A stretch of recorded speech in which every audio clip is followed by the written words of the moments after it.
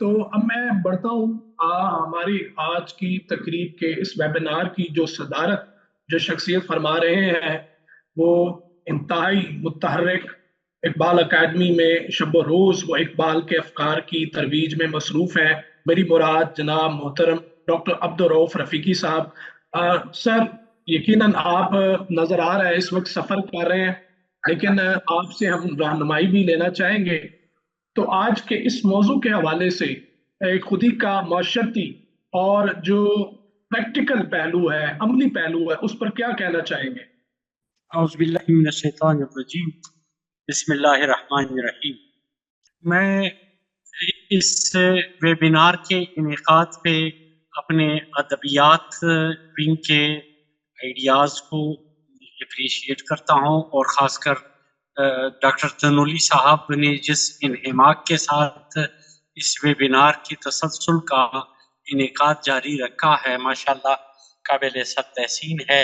اور ساتھ ساتھ اپنے آئی ٹی ٹیم کو ماشاءاللہ اتنے مستعد ہے کہ ابھی بھی اس لمحے بھی ہمارے آئی ٹی کے ہیڈ چشتی صاحب تشریف فرما ہے. میں ان کا بھی شکریہ ادا کرتا ہوں کہ اقبال کے افکار کی تفہیم اور ترویج کے لیے دنیا بھر کے گوشے گوشے میں اس پیغام کو پہنچانے اور اس کو بقائے دوام بخشنے کے لیے شبانہ روز تقودوں میں مصروف رہتے ہیں.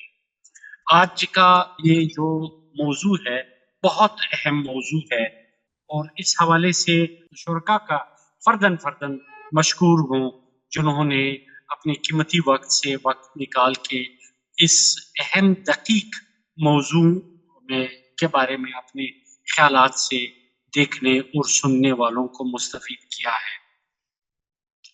اس میں بھی کوئی شک نہیں ہے کہ اقبال کے خودی کا جو نظریہ ہے وہ اتنا وسیع ہے، اتنا عمیق ہے اور اتنا متنوع ہے کہ اس کو سمیٹنے کے لیے ایک ویبینار کیا، میں سمجھتا ہوں اس کو سمجھنے اور کما حقہ پرکھنے کے لیے اچھے خاصے ٹائم کی ضرورت ہے.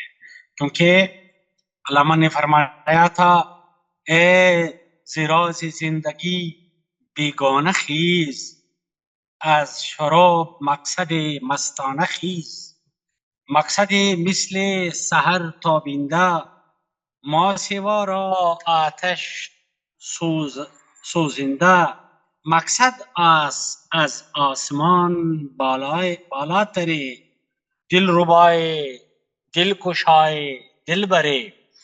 یہ جو راز حیات سے جو ہمارے نسل کی نابلدی ہے، یہ جو بیگانگی کا ایک احساس ہے، یعنی جس زمانے میں علامہ نے یہ آئیڈیا پیش کیا تھا اس زمانے میں اسلامی امہ اور مشرق پہ جس زوال اور انحطاط کا دورہ تھا، مجھے افسوس سے کہنا پڑ رہا ہے کہ فی زمانہ 100 سال بعد بھی ہمارے حالات اگر دیگر گم ہوئے ہیں تو ہم زوال اس دور کے نسبت ہم مزید زوال میں چلے گئے ہیں. ہمیں جس طرح اس وقت علامہ کے نظریہ خودی کی ضرورت تھی، بعینی ہی اس وقت ہمیں اقبال کے اس ویژن سے مستفید ہونے کی ضرورت ہے. اقبال کے خودی کے فلسفے کے حوالے سے ابھی تک بے تحاشا کام ہوا ہے اور ہو رہا ہے.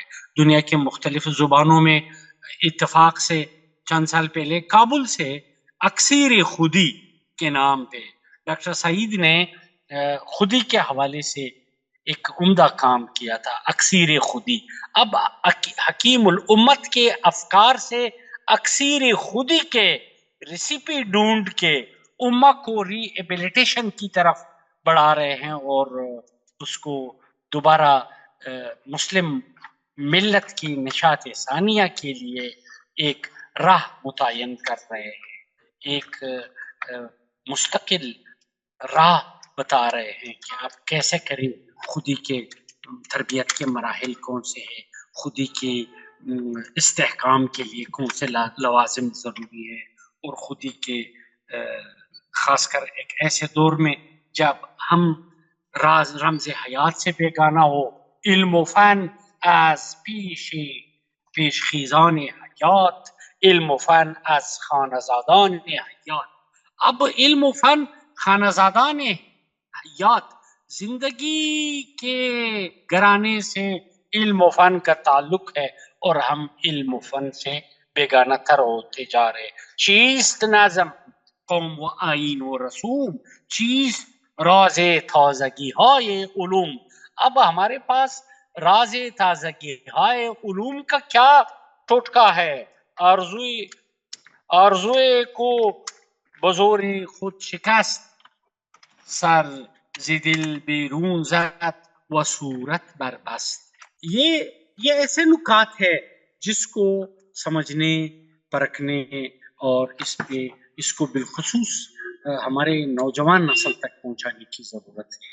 اقبال نے ایک یہ تھیوری علوم شرق و غرب پڑھ کے جدید و قدیم علوم نظریات سے استفادہ کرتے ہوئے جن نتائج کو اخذ کیا اور جو عالمگیر تصور پیش کیا، اور اقبال کے اسرار خودی کی اشاعت پہ آپ ذرا سنیے. اور یہ بڑا اہم نکتہ ہے کہ اقبال نے جب خودی کا اسرار خودی کی مثنوی مشہور و معروف جب وہ شائع ہو گئی تو پروفیسر نکلسن نے جب ترجمہ کیا اور علامہ کو جو پتہ چلا کہ نکلسن کا ترجمہ کیا ہے تو حضرت علامہ رونے لگے کہ افسوس میں نے جس قوم کے لیے یہ نظریہ پیش کیا، جس قوم کی احیاء، بقا، استحکام، فلاح اور خوشحالی کے لیے یہ نظریہ دیا ہے، وہ ان سے مستفید نہیں ہو پا رہا اور